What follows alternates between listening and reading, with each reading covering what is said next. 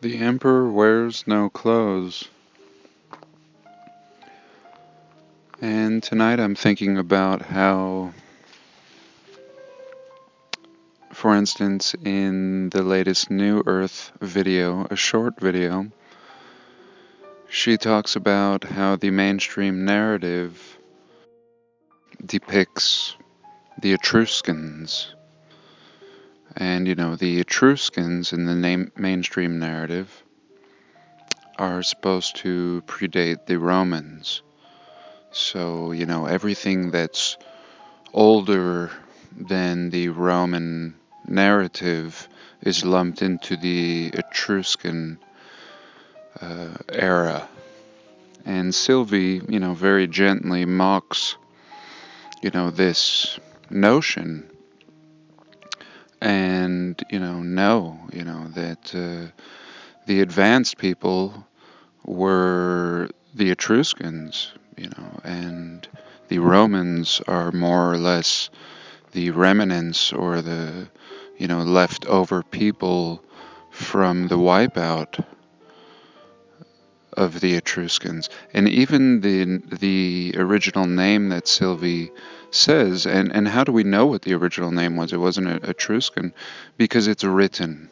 All of these Etruscan artworks are written in a language that the mainstream narrative tells us is impossible to read.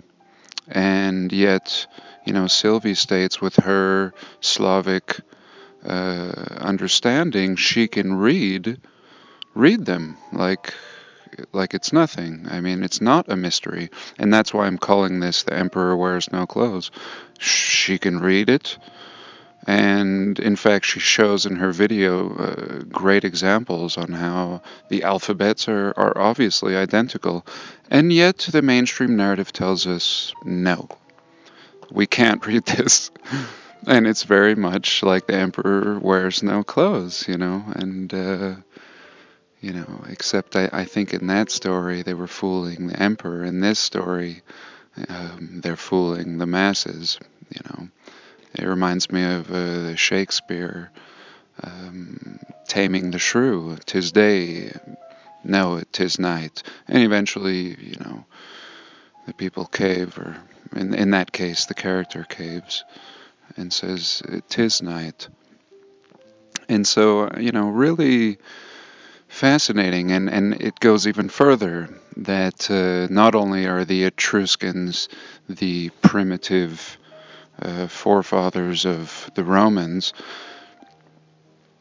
not only is that ridiculous, where actually the Etruscans are more advanced, and the root of the people and the culture, but their original name, which can be found in depicting their artwork and whatever else, basically means the scattered ones. And where were they scattered from? They were scattered from the north. And, she doesn't say this, but it brought me to the idea that the Etruscans, naturally then, which are actually the people from the north, which is actually rooted in Ruski, and it sounded more like, in any case, it brought me to the idea that they could be the Tartarians, or the scattered ones of the Tartarians. And, there was probably a period, because, there seems to be kind of a primitive period of Tartaria. And then I think there was also a more ancient period of Tartaria, where there would have been grand and glorious tech and buildings. And yet what we see on the old maps, I believe, is more of more of the scattered ones, there would, hence, their name. And I encourage you again to watch Sylvie's video. I'm just going to scratch over this, but very, very interesting. I think she did a great job, and continuously hammers this point. Again, it takes me back to the Emperor wears no clothes, but in reverse, And so what it, ultimately I could conclude of this is that this Greco-Roman style, and I think naturally what she is getting at, is that it's not the Greco-Roman style. No, not at all. And we call it that, and I call it that because we identify with that. But it is not that. And again, this seems to have its foundations in the northern regions. And I would say not only the northern Russian regions and northern European regions, but also the northern American regions. And we see in these northern regions, especially in the northern Canadian regions, blast marks. If you go on Google Earth, you'll see blast, blast, blast, and complete annihilation. And yet, if you look in the waters, even from Google Earth, we can still see traces of civilization, and similar to what I've shown on past videos, I mean, it's all over the planet, or whatever the realm. And so, really interesting. And another thing I wanted to touch on was Martin's latest work with the technology and the toroidal fields, and really the magnetic fields and the fasces, even though I'm mispronouncing that, I know. But in any case, it leads me to, what Sylvie talks about with the growing of stone. And now I'm thinking, when I look at these amazing buildings that look almost 3D printed, especially in Asia and Cambodia, and these buildings just look perfect. They look as if they have been, 3D printed. And now the idea that you could 3D print a building is completely logical.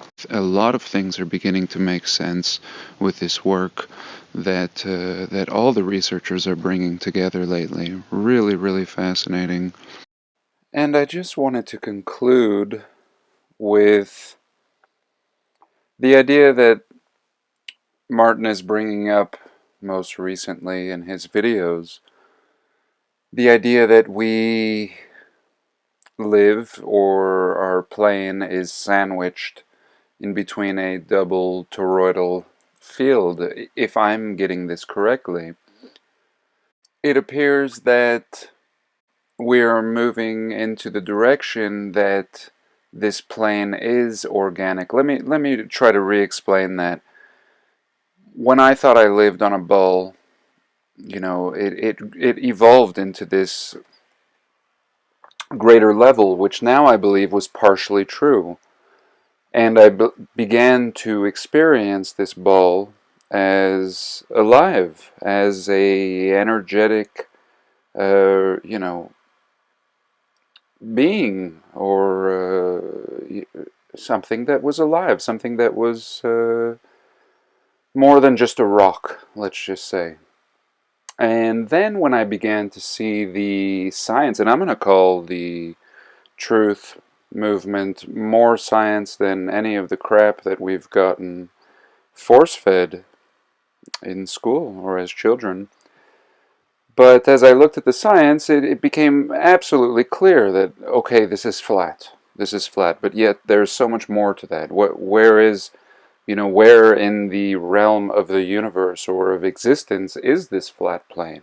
Are we in a box, or is it floating in space?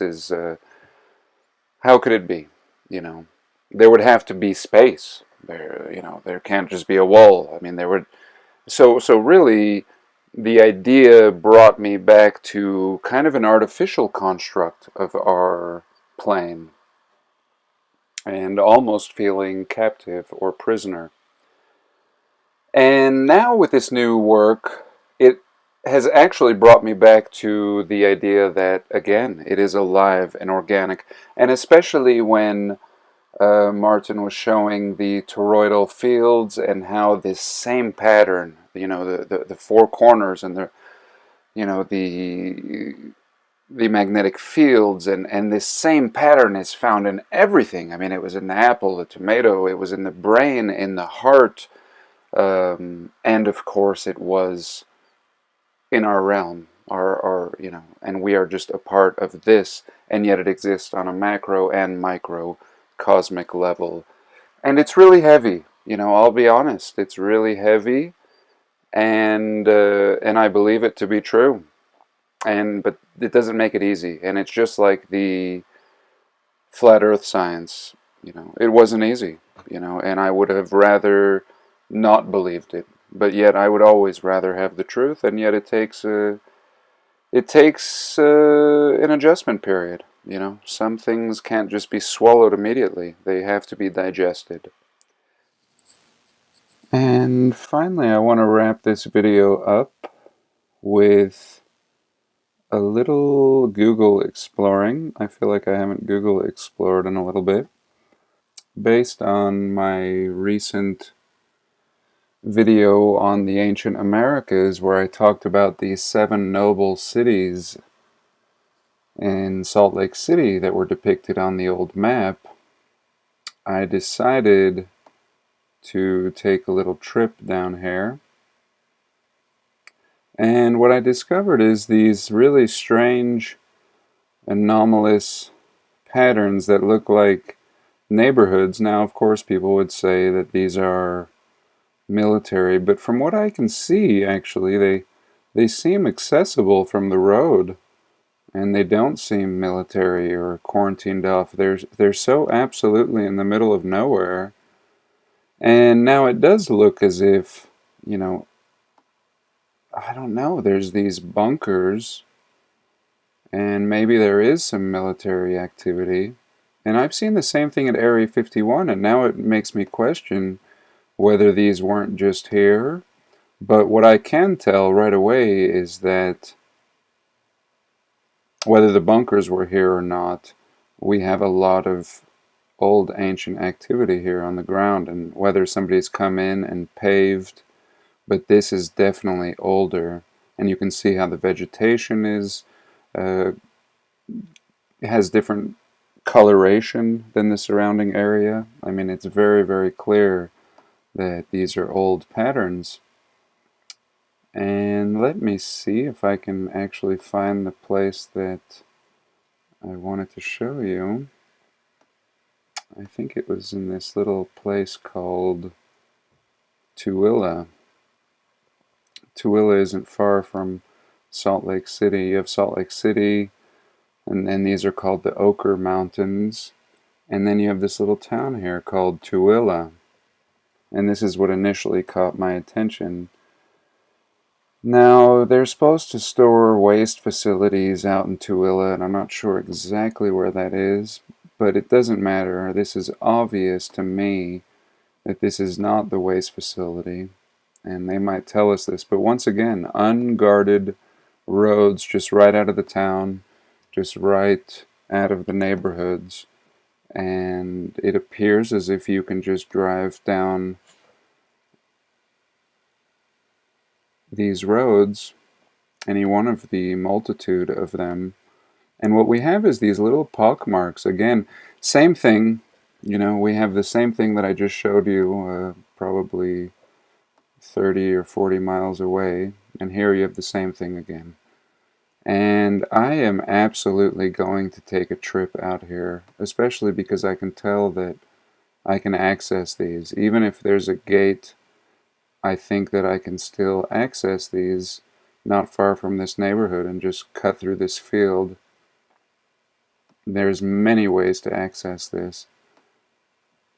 And this is really interesting. To me, this is clearly an older grid under here. And just like we see in Nevada, I think they've gone as far as to name these roads, as if it's going to be future development. But really, really interesting. And there's a bunch of these all over the place. And again, like I was showing in California, these kind of racetrack. This one isn't a complete racetrack. We're missing the top. But really interesting.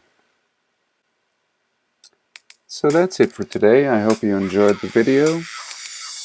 Have a blessed day, and please like, comment, and subscribe.